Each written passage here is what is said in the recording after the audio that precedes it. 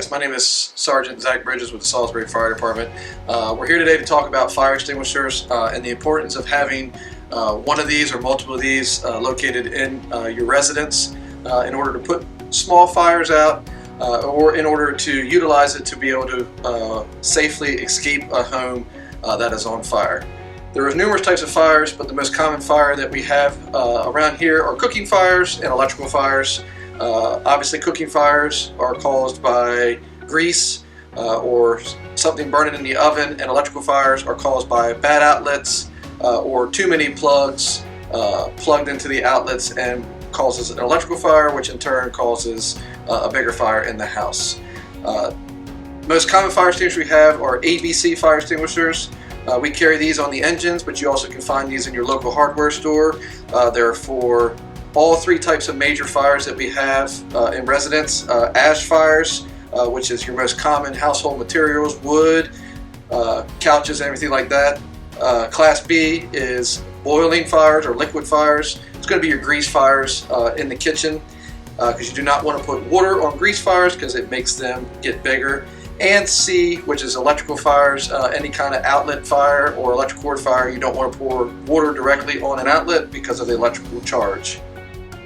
As stated before, the best way to protect you and your family is to have multiple smoke alarms inside the residence and to have fire extinguishers mounted throughout the residence so that if you do discover a fire, you can put it out before it spreads and gets bigger.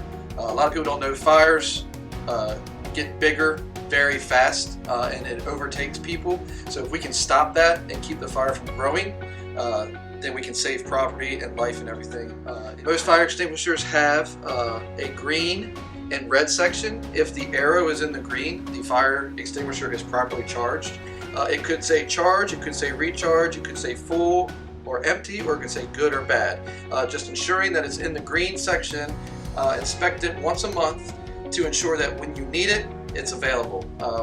Most of the time fires start in the kitchen, so we would advise that you don't mount this near the stove, because if the stove is on fire, you don't want to have to reach over the fire to grab the extinguisher. You want it to be readily available in order to be able to use it to knock the fire down.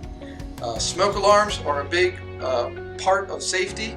At nighttime, if your smoke alarm goes off and the fire is well advanced as far as the fire is consuming the whole room, or the fire is bigger than a trash can sized fire, it's best to exit the structure.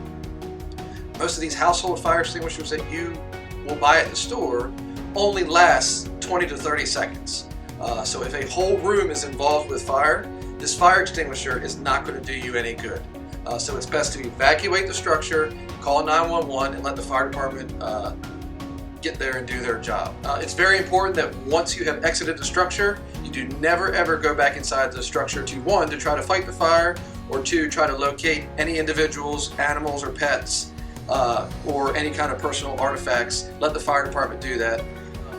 Once you're outside, contact 911. The quicker you contact 911, the quicker we can be alerted to go to the call, and the quicker we can mitigate the emergency.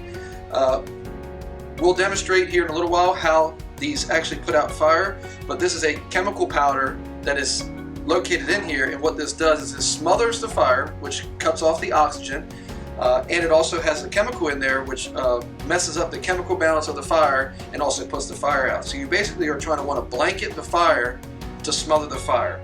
In order to use these, we're going to use the pass method. There's a pin in here. We're going to pull the pin. We are going to aim